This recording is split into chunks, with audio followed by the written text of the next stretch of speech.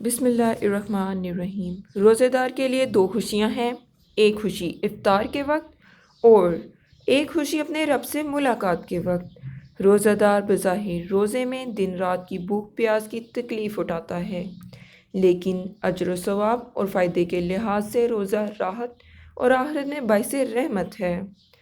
روزے میں انسان بعض جائز کاموں سے بھی اجتناب کرتا ہے اور صبر کا وقت گزارتا ہے۔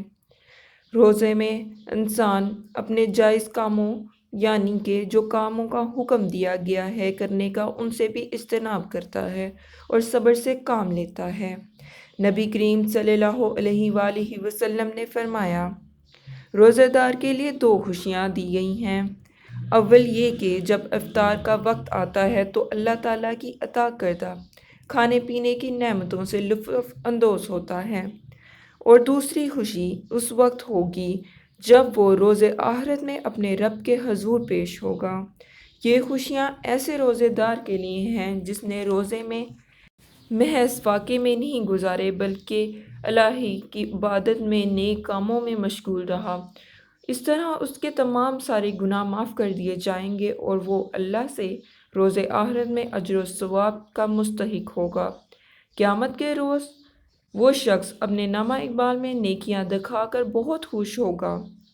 روزہ دار بھی افطار کے وقت کھا پی کر فراغت محسوس کرتا ہے۔ حدیث شریف میں آتا ہے کہ جنت کے دروازے میں سے ایک دروازہ صرف روزہ دار کے لیے مخصوص ہوگا، اس کے علاوہ کوئی بھی شخص اس میں داخل نہیں ہو سکے گا۔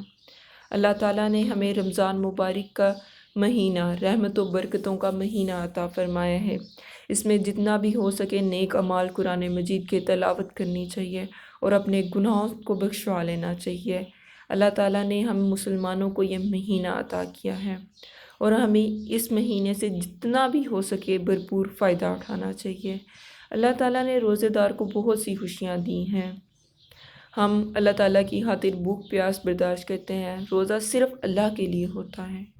ہمیں اس روزے سے فائدہ اٹھانا چاہیے، ہمیں اللہ تعالیٰ کی نعمتیں برکتوں کو سمیٹنا چاہیے۔